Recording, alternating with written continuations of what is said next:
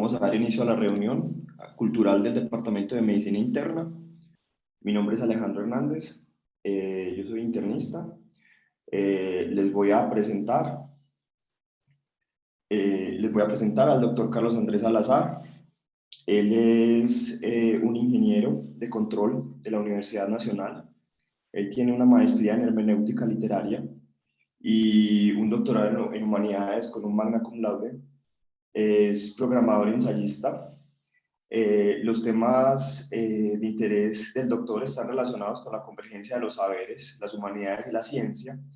Él explora estas posibilidades a través de metodologías provenientes de la historia cultural, la historia de las emociones y las experiencias, la historia de la ciencia, la hermenéutica y las humanidades digitales. Lo conocí durante el desarrollo de una de las investigaciones que tenemos en común con varias universidades multicéntricas, en la cual hemos tenido experiencias de intercambio de saberes entre ingeniería y medicina, por lo cual en una de las conversaciones que tuvimos pudimos sacar este interesante tema de la historia cultural de la conciencia enfocado en la medicina y en el razonamiento clínico, por lo que decidimos invitarlo a la reunión cultural del Departamento de Medicina Interna. Doctor Carlos, adelante. Bueno, muchas gracias, doctor Alejandro. Buenos días para todos los que se conectan y están acá presentes. Para mí es un gusto y es un placer poder, digamos, compartir las ideas y las experiencias y las conclusiones que quedaron de mi investigación doctoral, particularmente porque el tema de la conciencia y el estudio científico de la conciencia tiene una relación estrecha con la práctica médica. A través de diferentes fuentes y a través de un trabajo de archivo tuve la oportunidad de encontrarme obviamente con revistas como la revista Anales de la Facultad de Medicina de la Universidad de Antioquia, por ejemplo, en donde encontré unos doctores y unos médicos maravillosos que a la vez de ser médicos también eran poetas y que, digamos, muchas de las ideas científicas del momento tienen reflejo en sus obras literarias, cosa que pues despertó mi interés y que se convirtió en una beta de trabajo muy interesante para ese momento. La historia cultural de la conciencia, ¿por qué? ¿Cierto? Es un nombre que puede sonar exótico, es un nombre que puede sonar un poco ambicioso, pero realmente en este momento para las ciencias y las humanidades, poder hablar de la conciencia se ha convertido más que en un desafío, en una necesidad. Es necesario hacer un rastreo histórico de la forma en que hemos hablado desde diferentes perspectivas de la conciencia, la manera en que la definimos, la manera en que la describimos, la manera en que esas descripciones y esas formas en que hablamos de ella circulan y son objeto de recepción a nivel social. Y creo que con esto pues como que comenzamos un poco el tema desde la perspectiva de qué es lo que le interesa a la historia cultural particularmente. La historia cultural pues tiene varias perspectivas. Dentro de las perspectivas hay digamos, unas subdivisiones. Está, por ejemplo, la historia de las emociones, está la historia de las experiencias, dos tipos de formas de hacer historia que se relacionan estrechamente con la práctica médica. De hecho, los grandes grupos de investigación en historia de las emociones, como el grupo de investigación del CSIC en Madrid, como el grupo de investigación del Max Planck en Alemania o como el grupo de investigación en emociones de Queen Mary, tienen una relación súper cercana con las facultades de medicina de sus países. Digamos que esto para mí es muy emocionante porque este es el primer enlace que tiene estas metodologías desde las humanidades con una facultad de medicina, y disfruto por eso mucho poder contarles la historia y poder establecer este primer puente.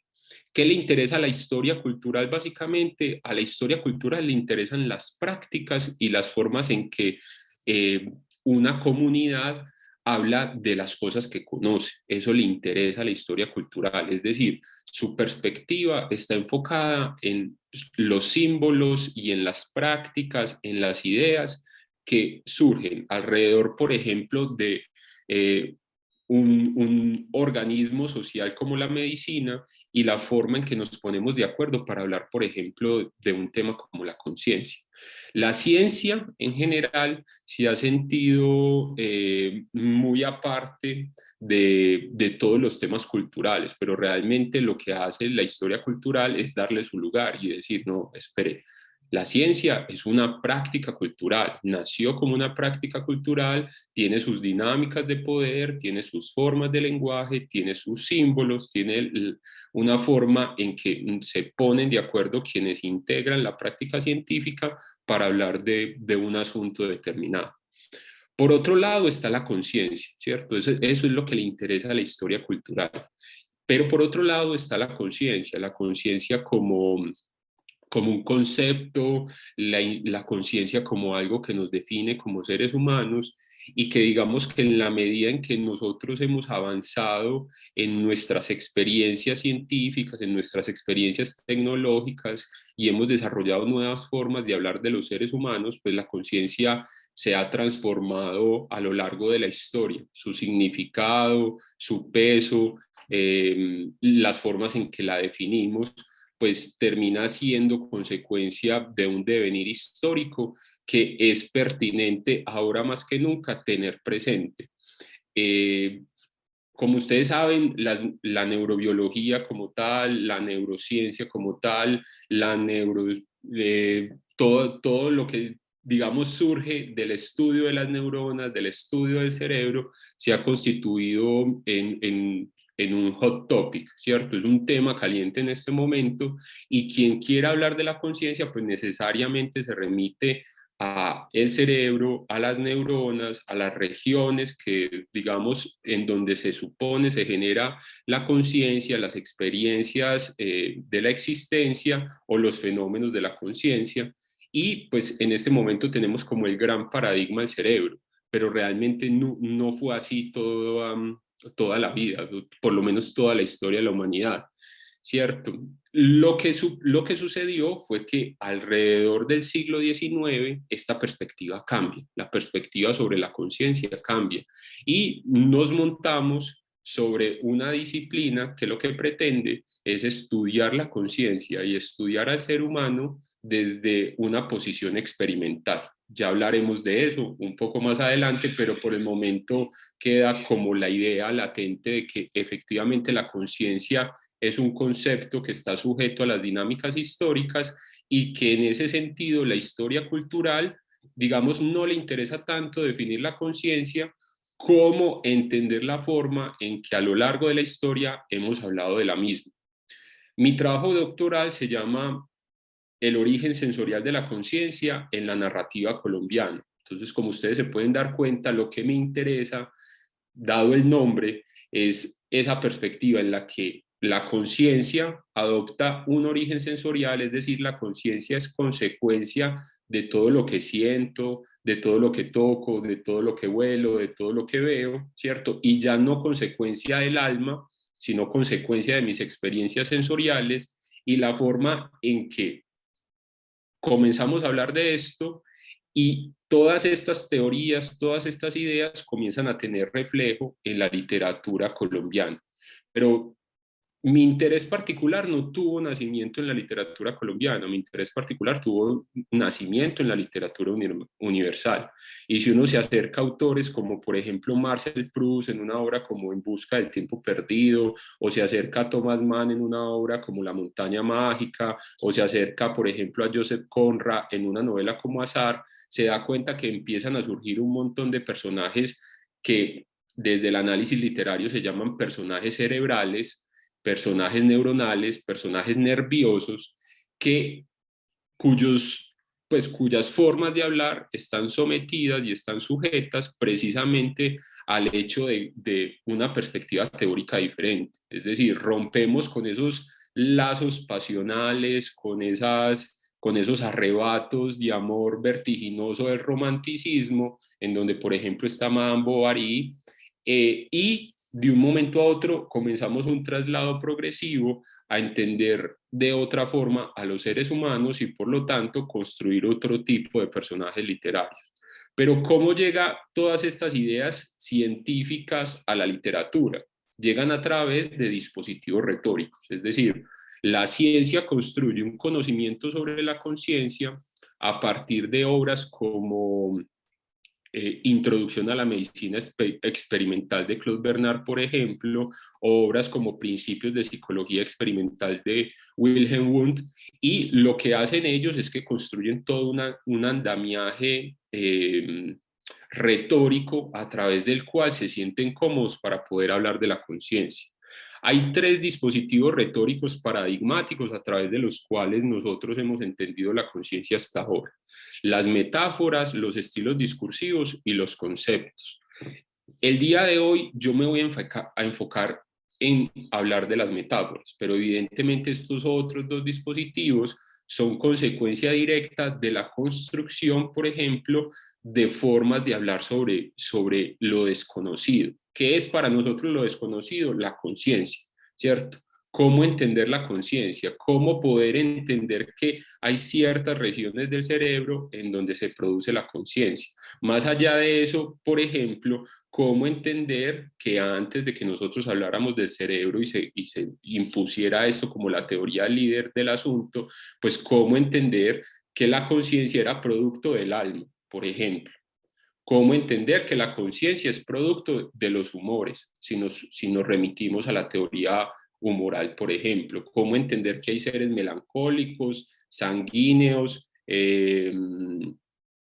se me van los otros dos, pero cómo se construyen los dispositivos retóricos que permitan, por ejemplo, hablar de la conciencia desde esta perspectiva. La medicina está llena de estos dispositivos retóricos. Por ejemplo, si hablamos de los estilos discursivos, la práctica clínica tiene mucho que ver con la forma en que ustedes, los médicos, describen las condiciones del paciente. Lo más interesante es que cada que se presenta dentro de un consultorio médico, digamos, ese enfrentamiento entre lo que dice el paciente y lo que tiene que encuadrar el médico en su conocimiento, pues hace parte de una práctica en donde lo subjetivo se enfrenta al objetivo, ¿cierto? Entonces, es un paciente que remite al médico en sus condiciones, habla de qué le duele, cómo le duele, qué siente, y por otro lado está el médico que intenta encuadrar en su marco de conocimiento objetivo pues todos aquellos fenómenos de los que les está hablando el paciente. Esto digamos, es objeto de debate. Hay libros supremamente interesantes que plantean pues esa lucha entre lo objetivo y lo subjetivo en el marco clínico, y pues digamos que uno de los grandes retos en la práctica médica pues consiste precisamente en hacer ese encuadre. Todo esto surge a partir de ¿qué? A partir del siglo XIX, cuando Claude Bernard dice que a los seres humanos se les puede estudiar como cualquier otro elemento de la naturaleza, ¿cierto? ¿Cuál era el ejemplo que tenían paradigmático para la época? Pues digamos que el estudio de los astros, el estudio de los planetas, que se podían medir, que se podían cuantificar, que existían objetos para medirlos y cuantificarlos, y lo que se hace a partir de este momento en el que Claude Bernard sienta las bases de la medicina experimental es comenzarse a crear una serie de instrumentos, de dispositivos de medida para poder convertir la práctica médica en una práctica objetiva, ¿cierto? En donde sigue existiendo la práctica clínica, sí, porque necesariamente hay fenómenos de la conciencia que todavía no pueden ser medidos. De hecho, a mí me llama mucho la atención que, por ejemplo, digamos que un estado como el dolor o el placer, todavía no hemos construido realmente un dispositivo para medirlo. Y lo que acostumbran a hacer los médicos cuando uno llega a consulta es que le dicen a uno, en escala de 1 a 10, siendo 10 lo que más le duele, ¿cuál es su dolor, por ejemplo? Si nos hubiéramos inventado ya el dolorímetro o el dolorómetro, pues digamos que estaríamos en perspectiva de haber convertido el dolor en un fenómeno que es medible y observable, cuantificable, y en esa medida, por ejemplo, poder comenzar un diagnóstico inmediato. Pero hay fenómenos que todavía, para los cuales todavía no tenemos medida, lo que hace, pues, enriquece mucho más la necesidad de ir en búsqueda de otras cosas, ¿cierto? De seguir investigando. Por otro lado están los conceptos. Entonces, los conceptos, lo que se hace con los conceptos es que se crean campos de sentido, se crean campos semánticos, se les conoce así desde la lingüística. Y lo que hace uno cuando adopta un campo semántico es que tiene la posibilidad de hablar con sus colegas, ¿cierto? Entonces, uno ve que, por ejemplo, por un lado están obviamente los ingenieros que hablan en su propio idioma, que tienen su propio campo semántico, y por otro lado están los médicos que hablan su propio idioma, que tienen su propio campo semántico, constituidos por conceptos. ¿Qué es lo que hacen los poetas? Al fin y al cabo, los poetas en cada libro de poemas lo que hacen es construir su propio campo de sentido. Entonces, un buen poeta es el que es capaz de construir un campo semántico que tiene validez dentro del libro de poemas que crea. ¿Cómo se logra? Pues digamos que ahí está la magia de la poesía, en el sentido de que ellos juegan con conceptos, cambian sus significados y uno entiende de alguna manera esos cambios en la medida en que progresa en el libro y hace una interpretación del mismo. Particularmente, ¿cuál es el desafío que uno tiene cuando se propone el estudio de la conciencia? ¿Cierto? O por lo menos construir, hacer esa reconstrucción o hacer esa historia cultural de la conciencia. Digamos que si uno se pone ambicioso, pues obviamente podría remitirse hasta los tratados de Hipócrates, por ejemplo, a los tratados pitagóricos y empezar a hacer una reconstrucción de cómo se ha hablado de la conciencia desde entonces hasta la actualidad. Pero pues eso obviamente se convierte en objeto de una macrohistoria que para mí no tenía mucho sentido, y lo que hice fue pues reducir el marco histórico sobre el cual enfocarlo. Si uno se detiene en el siglo XIX, pasa algo muy interesante. A nivel de la historia, este proceso que sufren ciertos conceptos, particularmente el concepto de conciencia, sufre lo que se conoce como un proceso de secularización. Es decir, la conciencia como concepto deja de pertenecer al campo semántico religioso, eclesiástico, y comienza a ser tratado, por ejemplo, desde una perspectiva científico-experimental. Basado en obras como las que les contaba, pues precisamente lo que sucede es que cuando la conciencia sufre este proceso de secularización, necesariamente otros conceptos sucedáneos con la conciencia comienzan a cambiar, ¿cierto? Y comienzan a ser modificados. Uno de los ejemplos claros que tenemos es todo lo que sucede con el proceso de secularización del concepto de emociones. De hecho, el concepto de emoción no surge sino hasta principios del siglo XIX, finales del siglo XVIII, cuando todo el grupo de filósofos escoceses, configurado particularmente por Sir Thomas Browne, comienzan a hablar de la emoción como un concepto que surge de la relación que existe entre la mente y el cuerpo. ¿Qué es lo que reemplaza esa noción que une la emoción con la mente? Pues precisamente que estamos reemplazando las nociones de pasión, de pasiones del alma, por emociones de la mente. Unas emociones de la mente que ya tienen relación completa con las experiencias sensoriales, por ejemplo. Mientras que las pasiones del alma tienen un vínculo directo pues con la perspectiva eclesiástica, en la que evidentemente lo que se sostiene es que nosotros tenemos una personalidad, una identidad, una conciencia porque tenemos alma, más no porque tenemos cuerpo. El cuerpo se constituiría en el concepto por el que todos lucharían en ese momento. Por un lado,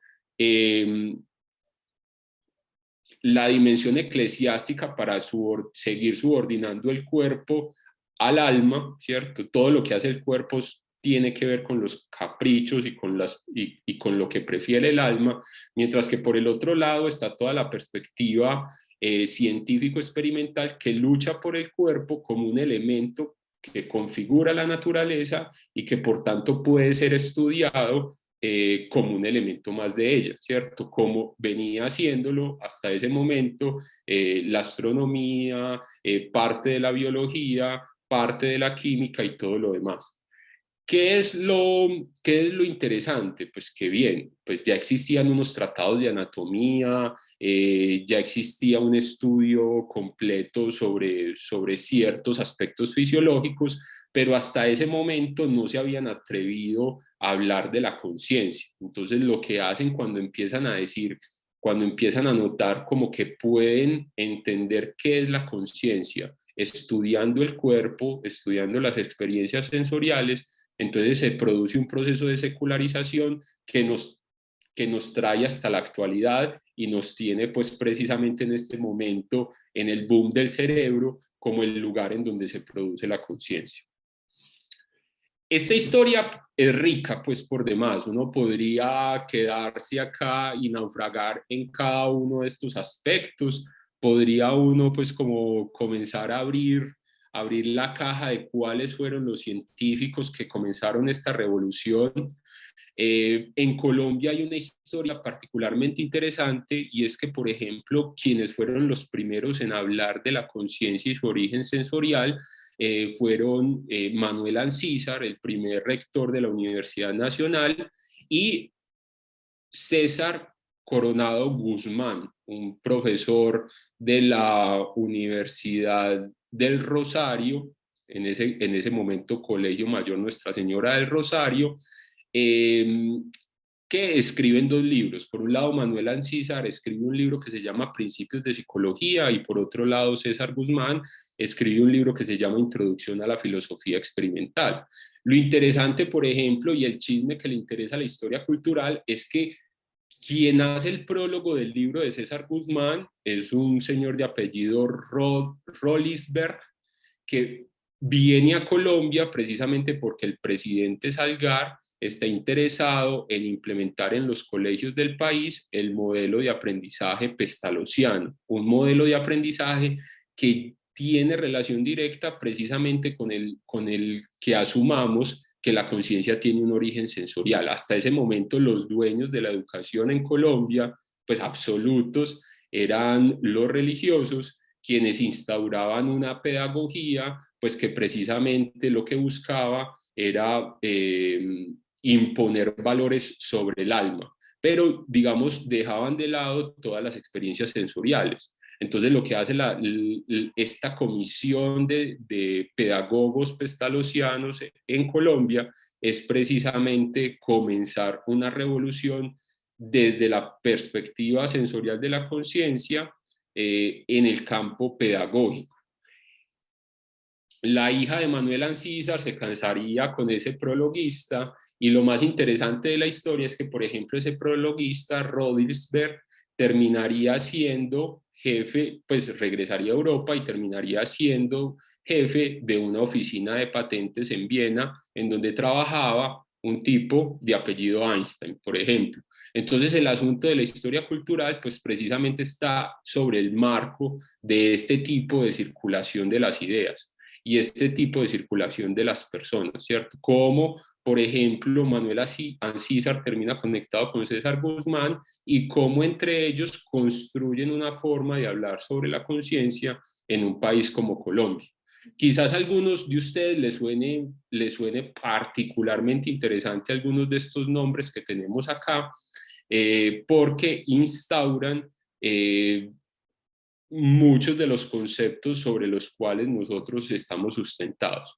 Cabanis, por ejemplo, quizás uno de los más desconocidos, fundador de la frenología, una práctica médica que fue muy popular y que pues sigue siendo popular en los bajos fondos, de alguna manera si uno indaga con cierta cautela.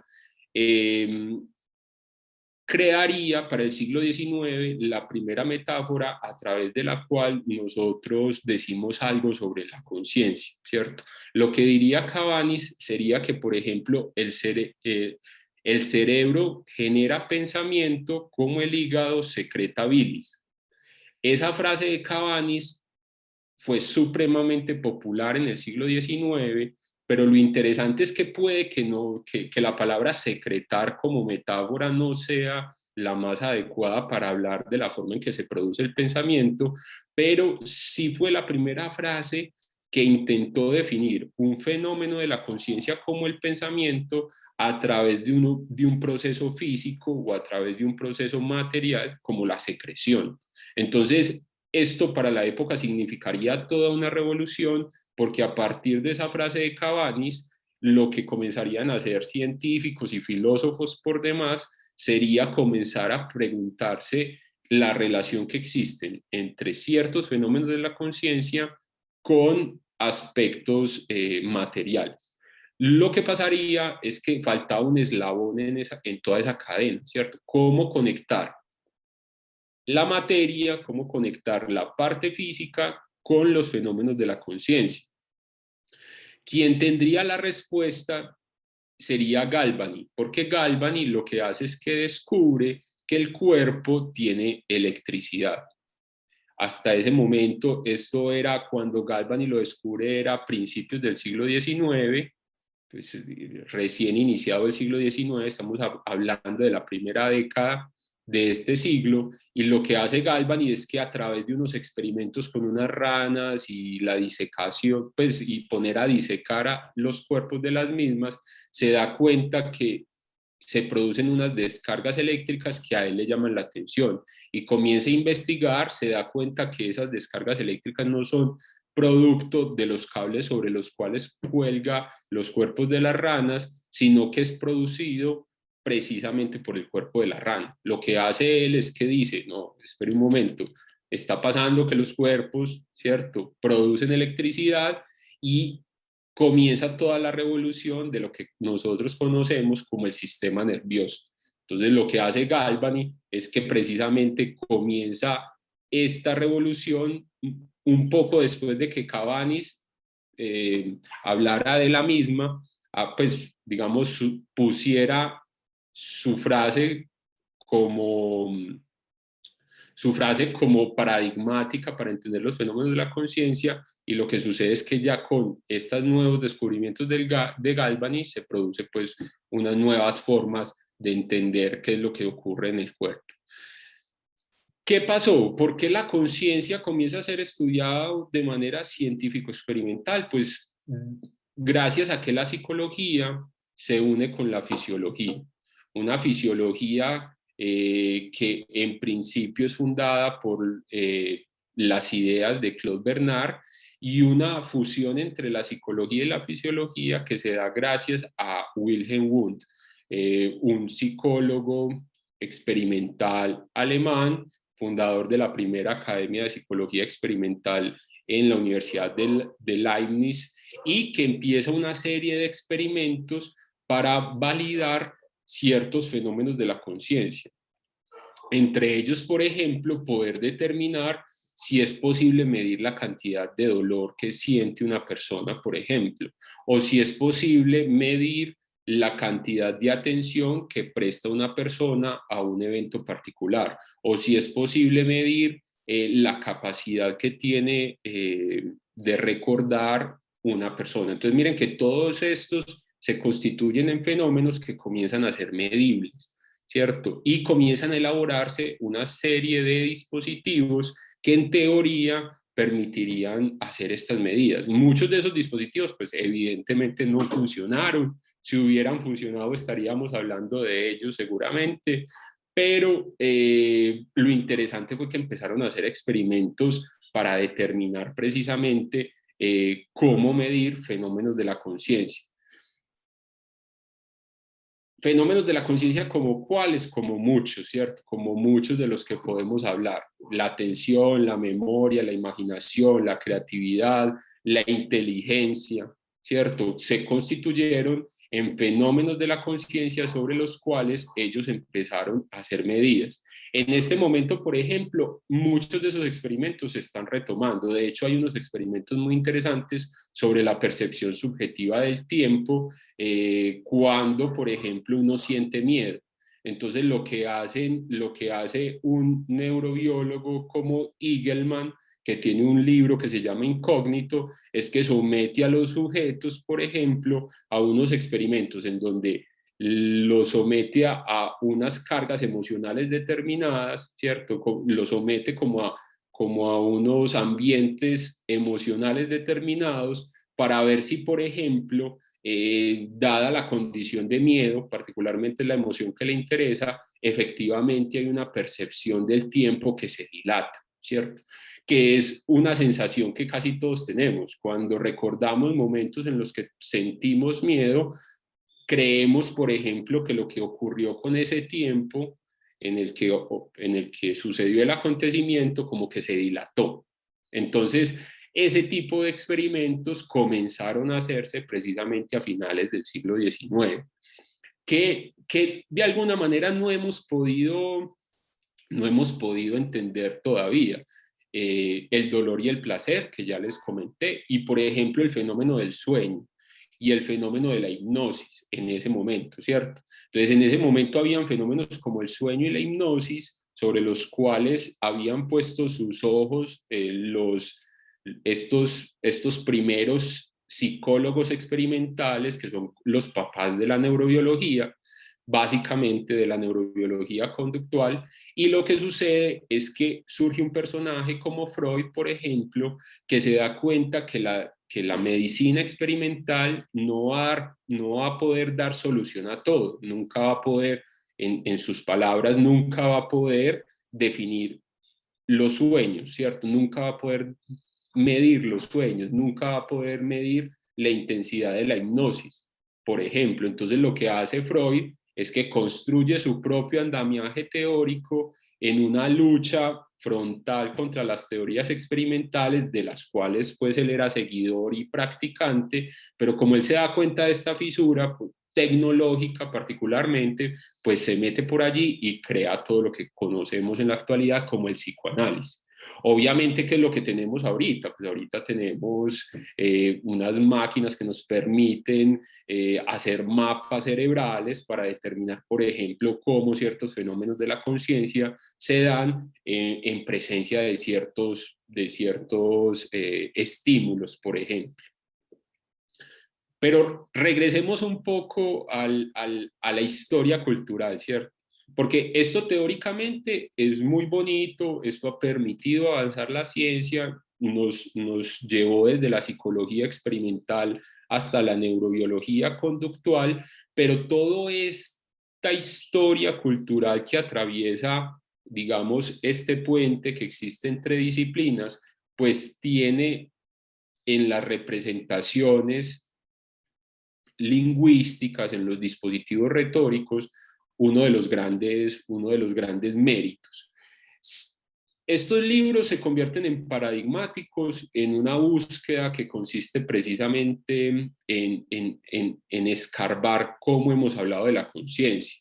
Desde, por ejemplo, este libro de un psicólogo holandés de apellido Dreisman, que se llama Metáforas de la Memoria, y que lo que hace es que, por ejemplo, reconstruye precisamente todas esas metáforas a través de las cuales hemos hablado de la memoria, que es uno de los fenómenos de la conciencia, y que hace que él se remonte, por ejemplo, a una metáfora que plantea Platón, que es la del tablero de cera, y que precisamente habla de que la memoria funciona como un tablero de cera, es decir, yo puedo poner una huella sobre el tablero de cera, puedo escribir sobre el tablero de cera y a su vez puedo borrar todo aquello que dejé impreso sobre ese tablero. Entonces, lo que hace la metáfora es que juega a trasladar algo que conocemos, en el caso de Platón, lo conocido, el lugar en donde físico, en donde, por ejemplo, quedaban almacenadas las ideas, eran tableros de cera,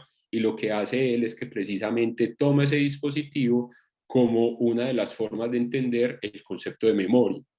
El puente es supremamente largo, el que traza Dreisman, porque nos trae evidentemente hasta la actualidad, en donde, por ejemplo, emulamos la memoria de los seres humanos con los discos duros, por decirlo menos, ¿cierto? Entonces, a veces pensamos y a veces uno encuentra personas que piensan que efectivamente la memoria funciona como discos duros, es decir, son lugares en donde yo puedo depositar archivos, en donde yo puedo depositar documentos, en donde yo puedo depositar material fílmico, por ejemplo, y que a su vez yo puedo irme deshaciendo, ¿cierto? O desechando aquello que no funciona.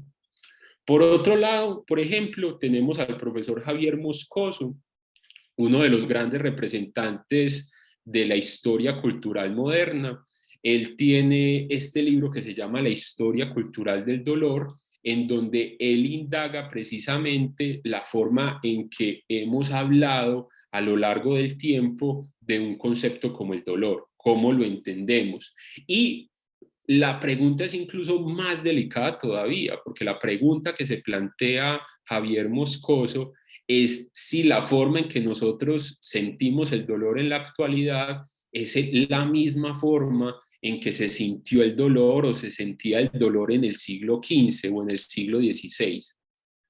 Entonces, dense cuenta como de la magnitud de la pregunta, es decir, existe una nueva forma de sentir dolor. Sentimos nosotros, los seres humanos del siglo XX, sentimos de igual manera el dolor que las personas o los seres humanos del siglo XVI.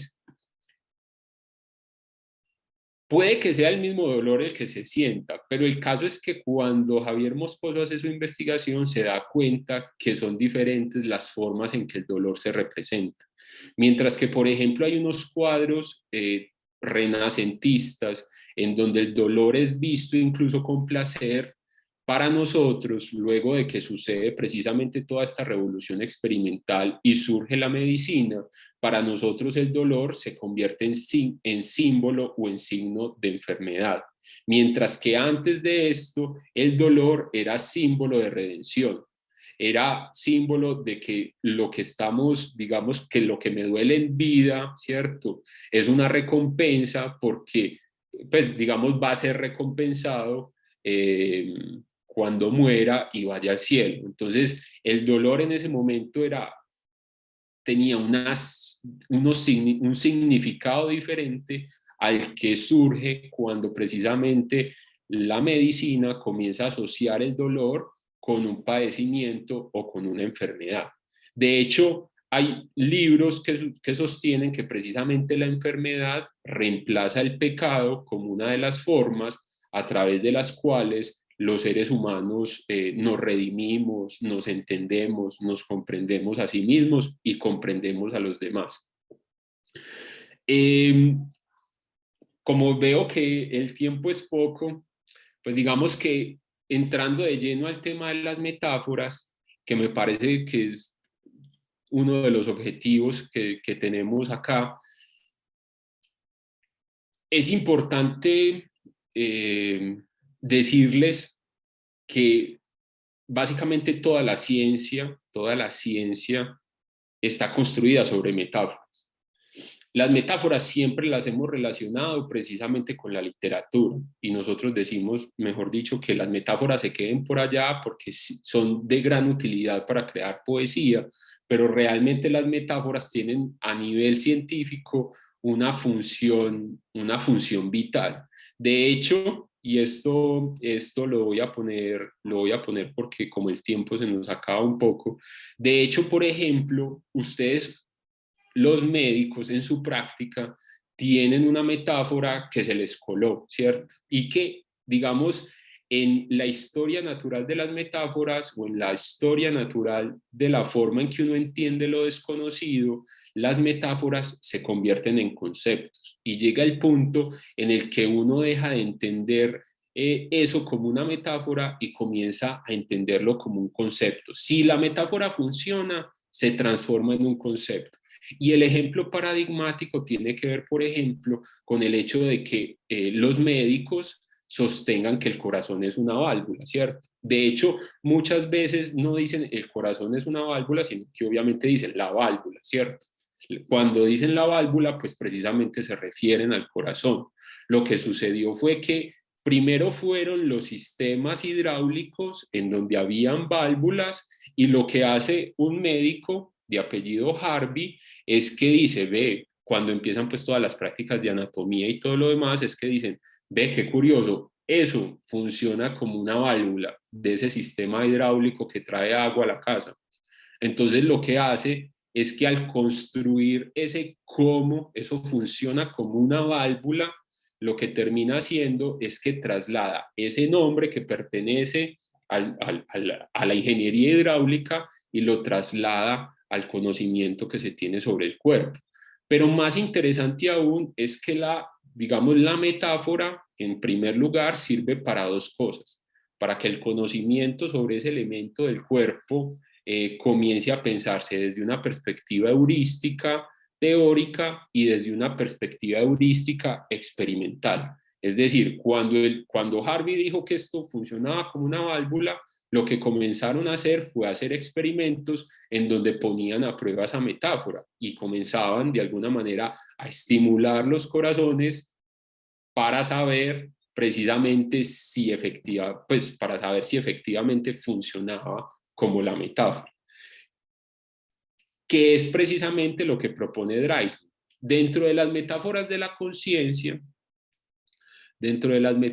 la conciencia, pues digamos que la que tuvo mayor relevancia, pues precisamente tuvo que ver con entender cómo funcionaba el sistema nervioso. Entonces, cuando Galvani descubre que el cuerpo tiene electricidad, lo que comienzan a hacer los científicos de ese momento es que se comienzan a pensar, bueno, ¿y cuál dispositivo funciona con electricidad? A través del cual podamos entender cómo funciona el sistema nervioso.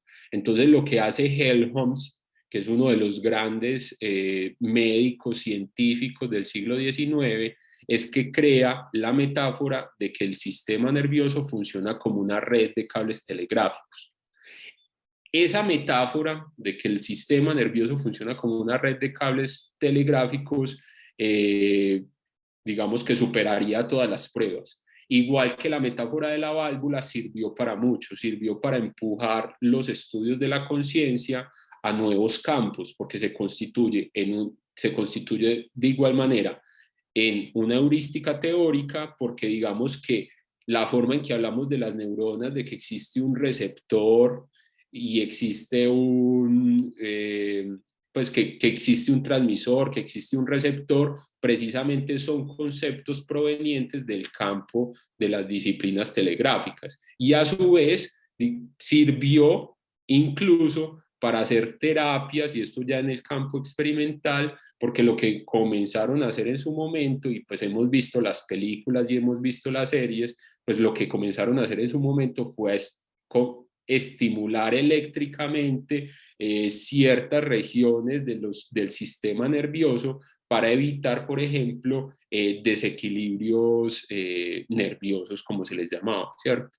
Este es como una de las grandes metáforas, persistió, prevaleció, y pues obviamente de ahí para acá hemos comenzado a construir unas nuevas metáforas que tienen que ver con el campo de la conciencia. Particularmente, por ejemplo, está esta metáfora de la cual yo había oído hablar mucho, pero solo ahora me estoy acercando, y tiene que ver, por ejemplo, que un neurobiólogo canadiense, Donald Hebb, fue el primero en darse cuenta que, por ejemplo, la forma en que nosotros aprendemos o la forma en que nosotros almacenamos recuerdos se parece a los relés, ¿cierto? Entonces, cuando él instaura esta metáfora de que las neuronas funcionan como relés, es decir, que se van cargando de poco hasta que llegan a un momento de saturación y generan un intercambio de energía, por ejemplo, justo como funcionan los relés, pues lo que hace él es que instaura también unos campos de heurística teórica y heurística experimental que han seguido precisamente la vía que traza poder comparar las neuronas con relés de resonancia y con circuitos solenoides, por ejemplo. Solo para terminar, y en este tema pues como de las metáforas, solo como para llegar hasta este punto de la actualidad y poder dejar ahí, pues digamos que hay un neurobiólogo francés de nombre Stanislas Denet, que tiene un libro que se llama La conciencia en el cerebro. Este libro quizás tiene el mejor primer capítulo de todos los libros de neurobiología, tanto a nivel divulgativo como a nivel científico que me he leído. Lo recomiendo abiertamente, ese primer capítulo es extraordinario. Y lo que hace él es que él está, digamos, como en la cabeza de la investigación sobre la conciencia y construye unas nuevas metáforas. Pero lo interesante es que aquí estas metáforas que él construye no están relacionadas con el campo tecnológico, sino que están relacionadas con otro tipo de actividades. Entonces, a él lo trasnocha el asunto de que la conciencia realmente funcione como un predictor. Entonces, eso de que la conciencia funcione como un predictor lo lleva a decir cosas como, por ejemplo, esta, que el cerebro es un conjunto de posibilidades reverberantes. Y pues, si uno lo toma literal, pues sí, pero realmente si uno lo toma con beneficio de inventario, posibilidades reverberantes, se convierte en una especie de poesía como tal, una especie de metáfora. Y lo que hace precisamente él es que comienza a asociar la conciencia con otro tipo de cosas. Entonces él habla de mesas de trabajo, que realmente lo que hacen las neuronas cuando operan es que trabajan sobre mesas de trabajo y que sobre esas mesas de trabajo se producen descargas neuronales tardías, se produce una ignición global, que es cuando se presenta la conciencia de un fenómeno, y se presenta una sincronía a escala global. Entonces, digamos que ya lo que hace Stanislas Denet es jugar a otro tipo de metáforas, y yo creo que estamos en presencia de una nueva revolución, porque esa conciencia sensorial que yo estudié del siglo XIX está dando un salto con base en todo lo que está haciendo, por ejemplo, las ciencias de la computación, a una especie de conciencia algorítmica, por decirlo menos, ¿cierto? En donde está tomando fuerza no tanto la metáfora de la conciencia o del cerebro como un computador, sino precisamente está tomando fuerza entender la conciencia y los fenómenos de la conciencia como una especie de código a través del cual se construyen algoritmos que permiten precisamente estar en presencia de una serie de posibilidades reverberantes. En ingeniería de control, por ejemplo, y pues este debate lo he tenido con una colega y amiga, lo que sostenemos, por ejemplo, es que el cerebro funciona como un control predictivo basado en modelo adaptativo. Esa es nuestra metáfora. Yo les agradezco mucho, sé que me pasé un poco del tiempo, no sé, Alejandro, si tienes alguna, Alejandro, si estás por ahí. Claro.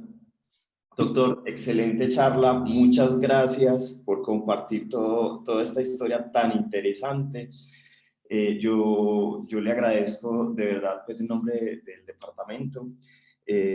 Nosotros, pues, como médicos, nos enfrentamos diariamente a los pacientes y cuando nos enfrentamos a un reto diagnóstico o terapéutico, pues estudiar qué pasa en la mente de ese médico cuando se está enfrentando a un paciente en particular es muy complejo. Y yo quisiera pues como hacer una pregunta relacionada con la última metáfora que usted nos compartió, y pues hay un autor que es Yuval Noah Harari, que es un historiador israelí que plantea la metáfora de que los organismos son algoritmos y que a medida que se van descifrando los algoritmos de los organismos se va avanzando pues en la ciencia, y entonces cuando se puede ver que un proceso fisiológico se pueden encontrar los blancos moleculares farmacológicos para poder impactarlos y así pues empezar pues a hacer una terapéutica de una enfermedad.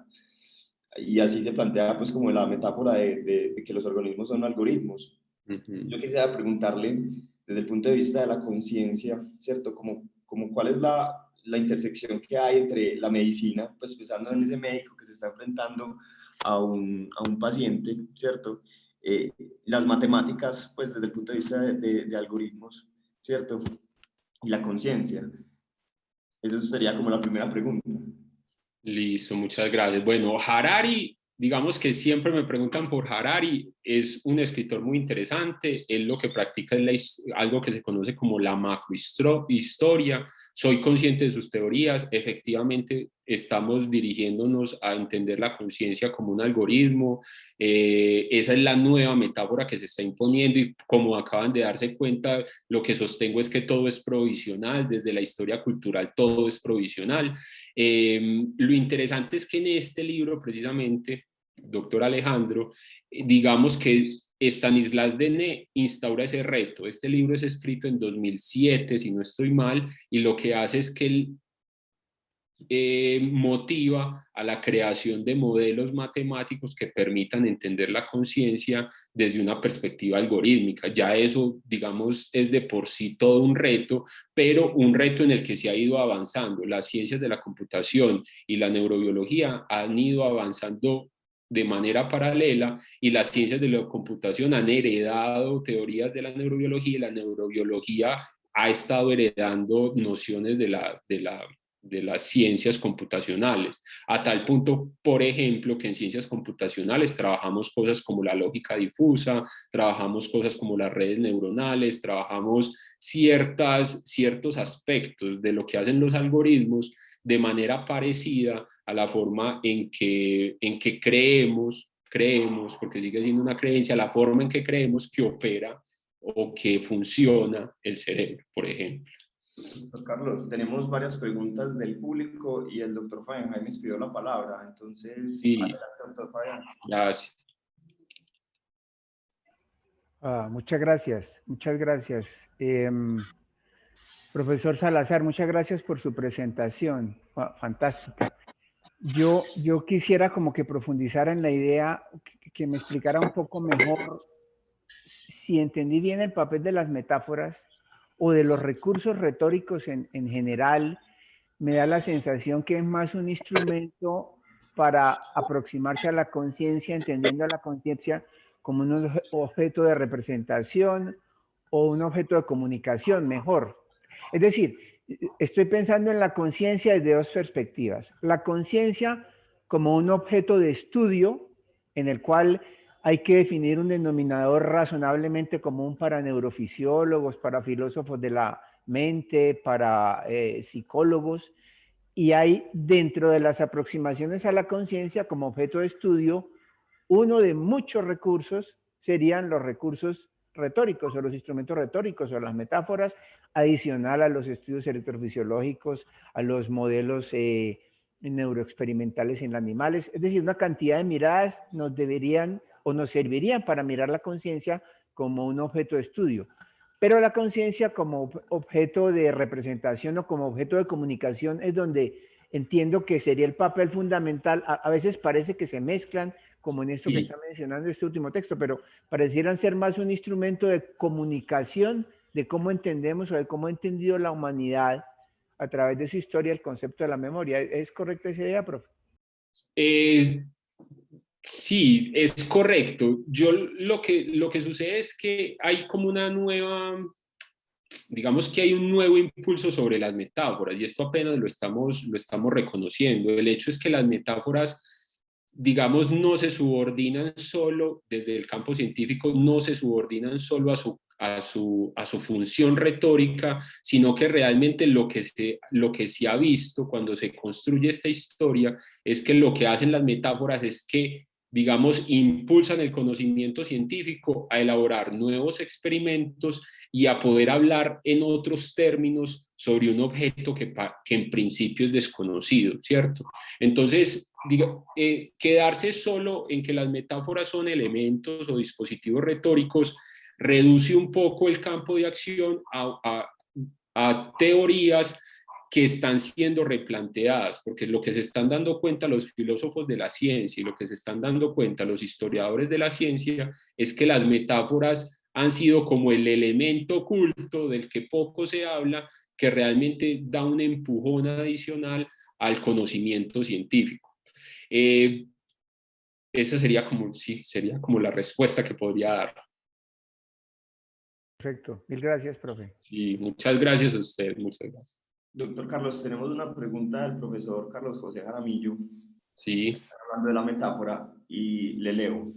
En general, trabajamos con el concepto de propuestas de modelos para explicar los fenómenos y se expone a la experimentación y al seguimiento. ¿Lo equipara a su concepto de metáfora? Sí, correcto. Sí, una metáfora sí está súper bien. Me gusta incluso esa palabra. Ahorita la escribo del chat. Sí, o sea, las metáforas terminan siendo modelos de representación, pero como le estaba explicando el profesor Jaimes, precisamente esos modelos de representación no se detienen solo en ser instrumentos retóricos, sino que impulsan el conocimiento a nuevos experimentos y a nuevas formas de asociación. De hecho, cuando uno hace como el estudio de la manera en que se ha definido la metáfora a lo largo del tiempo, uno encuentra que incluso desde Aristóteles, si uno habla de metáforas, tiene que hablar necesariamente del libro de retórica de Aristóteles. Aristóteles define precisamente la metáfora como un modelo de encuadre, a través del cual una cosa o un objeto que es desconocido adquiere una representación sobre cosas que yo ya conozco, ¿cierto? Y lo que hago muy bien desde el campo científico es someterlo a verificación, como muy bien explica el profesor Carlos acá.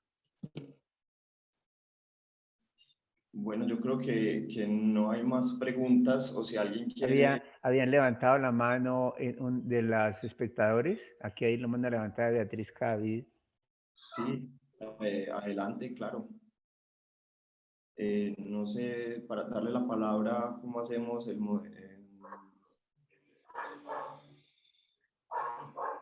por favor, Beatriz Cavid? No, parece que no. Sí, está levantando la mano, pero no...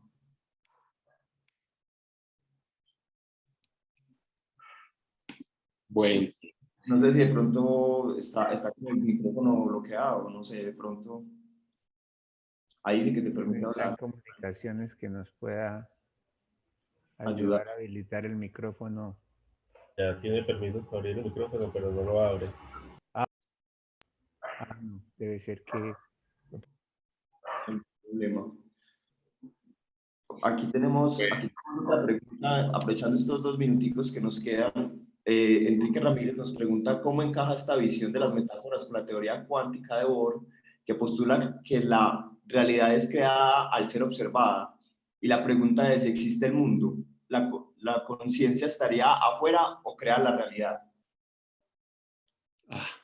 bueno, yo les diría, desde la perspectiva de la historia cultural, acercándome a los libros que postulan, por ejemplo, porque también los he visto, los libros que postulan una nueva metáfora, solo que no he indagado tan profundamente en ellos, evidentemente hay una metáfora que sustenta el hecho de que, por ejemplo, el cerebro funciona como un computador cuántico, ¿cierto?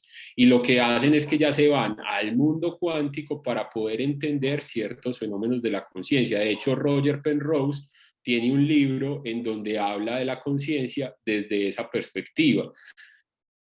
Hace poco incluso surgió un texto, un artículo que postula precisamente que los científicos de esta corriente están están buscando desarrollar el concepto de alma fundado precisamente en una teoría cuántica, lo que pues, se vuelve un asunto por demás interesante. Indagar en indagar en esa afirmación que está haciendo Enrique, pues sería complicado en este momento, pero como les digo, desde la historia cultural todo es provisional. Y desde la historia cultural, por ejemplo, sostener que la conciencia funciona como un computador o sostener que la conciencia funciona o el sistema nervioso funciona como un sistema de comunicación telegráfico, todo eso ha sido provisional y lo que hacemos es montarnos en la metáfora para intentar validar hasta dónde podemos llevar el campo de conocimiento respecto a un asunto tan particular como la conciencia. Esto acá no se detiene, seguramente escucharemos hablar de muchas otras revoluciones dentro de poco y esperemos pues como disfrutarlas y verlas desde la perspectiva desde la que yo la veo, aunque yo sé pues que desde la práctica médica eso implica otro tipo de, digamos, de fenómenos y otros tipos de adaptaciones. La última pregunta del profesor Carlos José Jaramillo, ya para terminar, nos dice, está en boga hablar de, entre comillas, los relatos que tiene la humanidad sobre la explicación de fenómenos humanos y culturales. ¿Cómo asumir ese concepto desde su punto de vista? Los relatos, yo lo que diría es que estamos frente a una revolución. De hecho, la historia cultural es hija de un enfrentamiento en el que las humanidades querían parecerse mucho a las ciencias exactas, ¿cierto? La hermenéutica también es hija de un debate, la hermenéutica es hija del debate que existió también entre los analistas literarios que tenían la ambición de estudiar los textos literarios como objetos científicos, pero lo que nos hemos dado cuenta es que hay cosas de la realidad que no pueden ser estudiadas únicas y exclusivamente a través de la objetividad, que es necesario también hacer prevalecer campos de interpretación, por ejemplo, sobre las costumbres, sobre las cosas, sobre los valores morales, sobre la belleza, para poder avanzar como sociedad. Que si nos quedamos simplemente y digo simplemente porque tiene valor en este caso, o sea, si nos quedamos simplemente en el estudio objetivo de las cosas, nos perdemos el panorama. Los relatos surgen precisamente como la necesidad que tenemos de contar de manera diferente las cosas. Hemos construido un andamiaje retórico alrededor de nuestra experiencia experimental y en los últimos años ha estado en boga obviamente el conocimiento científico y queremos hablar del conocimiento científico, pero sí hace falta relatar ese conocimiento, hace falta construir historias que conmuevan, hace falta construir historias que sean bellas para poder heredar a la sociedad que sigue, a la sociedad del futuro, otras formas de hablar de los fenómenos, ¿cierto? Y de lo que entendemos que es la naturaleza.